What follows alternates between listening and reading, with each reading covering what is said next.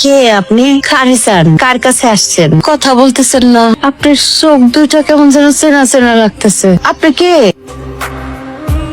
আমার মেয়ে, আমার কলেজের টুকরো, আমার ঘরের লক্ষ্মী। সারপ্রাইজ! আই তোমরা কে কোথায় আছো? দেখো কে চলে আসছে। এই দেখ কেন আইছে। কেমন আছিস ভাই? আমরা সবাই ভালো আছি। তাই এটা ধর। আরে আস্তে আস্তে এরা তো সে আগের মতোই দুষ্ট হয়ে গেছে। আরে মা, তোর স্নেহ পায়া এরা নিজেদেরকে পাল্টাইতে পারে নাই। তুই ওদের আচরণে কিছু মনে করিস না। কি মনে করব? তোমাদের জন্যই তো সব কষ্ট করি আমি, তাই না? ওদের সুখ দেখলে তো আমারই ভালো লাগে। তুই মনে হয় খালি খাটোস, নিজের দিকে ফিরে তাকাস। তো শুকাই গেছিস গা। মানুষের জন্য অনেক খাটছস, অনেক চিন্তা করছস, এবার নিজের দিকে ফিরে চা, নিজের কথা ভাব। আসতে না আসতে এসব কেন বলতেছো মা? এই দুনিয়াটা অনেক স্বার্থপর, তোর নিজের কথা আর কেউই ভাববো না। মনের কথা অনেকজন আছে মা। সারা রাত্র মা আমি দুজনে মিলে গল্প করি। চল, সবার জন্য উপহার নিয়ে আসছি, চিন্তার কোনো কারণ নেই। এত বছর পর আসছি, খালি হাতে আসছে নাকি?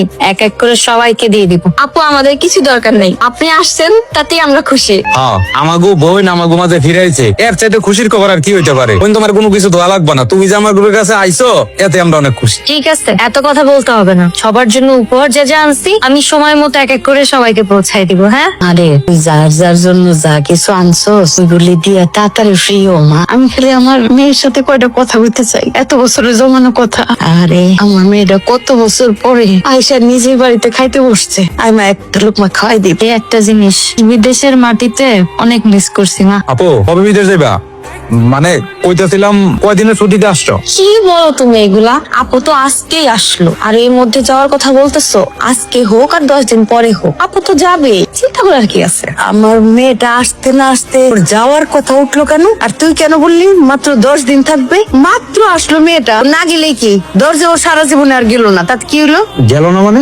মা ঠিক কথা বলছে, আমি এবার একবারের জন্য চলে আসছি, আর যাবো না। বিদেশের মাটিতে আর মনটা টেকে না, মন সারাক্ষণই বাড়িতেই পড়ে থাকে। ওইখানে তো আপনজন বলতে কেউ নাই, রোগ ব্যাধি যাই হোক না কেন একারই সার্ভাইভ করা লাগে। চিন্তা করছি এবার দেশে আসছি, বিয়ে শাদী করবো, সংসার করব, সারা জীবন দেশের মাটিতেই থেকে যাব। একদম ঠিক কথা চিন্তা করছিস মা, আর যাওয়ার দরকার নেই। মা আমরাও চাই আপু থাকুক, কিন্তু আপু যদি গ্রামে থাকে তাহলে একটা না একটা কিছু করতে হবে। কিন্তু আপু কি করবে বলেন? আপু কি বা করতে পারে? আল্লাহ আমার যা দিছে এত কিছু থাকতে আমার আবার নতুন করে কি করতে হবে? যা সেই দিয়ে তো সুন্দরভাবে চলতে পারবো। আমার মেয়ে এতটা বছর বিদেশ করে আসছে, মাথার ঘাম পায়ে ফেলা পরিশ্রম করছে, নিজের জানের কষ্ট দিয়া সবার জন্য ইনকাম করে পাঠাইছে। আমার মেয়ের এই দেশে এসেও পরিশ্রম করতে হইব কেন? আমার মেয়ের একলাই টাকা? আমার মেয়েকে এতদিন তোমাদেরকে খাওয়াই নাই, পড়াই নাই? আম্মা আপনি আমার কথা রাগ করেন না, আপা বাড়িতে থেকে কি করবে সেটা আগে জিজ্ঞেস করেন। সে বাড়িতে এসে কি করবে? তুমি বাড়িতে বসে কি করো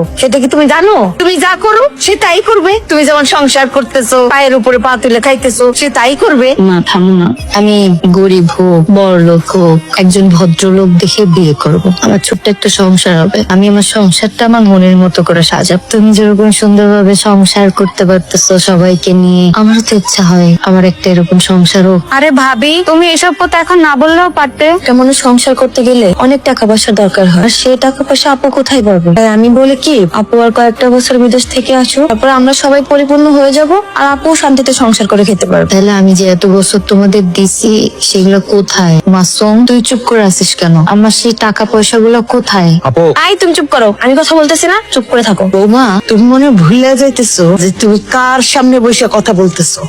তোমার স্বামীর কাছে কত কত টাকা দিছে এটা তোমার স্বামীরে জিজ্ঞাসা করো। এত বছর পর এসে যে এরকম অশান্তি প্রথম দিনই পাবো এটা তো চিন্তাই করিনি। আমি অবাক হয়ে গেলাম, আমার মেয়ের কলিজাটা তোরা খান খান করে দিলি। খা তোরা শান্তি মতো খা।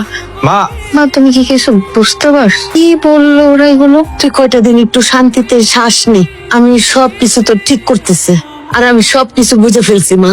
ভাই বোনের যে চেহারা আমি দেখলাম আমার তো এখনো নিজের বিশ্বাসই হচ্ছে না। হাই রে প্রবাসী জীবন, প্রবাসী জীবন এত কষ্টের, এত কষ্টের। 8 বছর প্রবাস জীবন করে আইসা আমার মেয়েটা সংসার করতে চাইলো, সেই সংসার হইতে দিবে না তারা, তাদের খাবারে টান ধরবে। আমি শক্ত মনে হচ্ছে, চিন্তা করিস না, চিন্তা করিস না।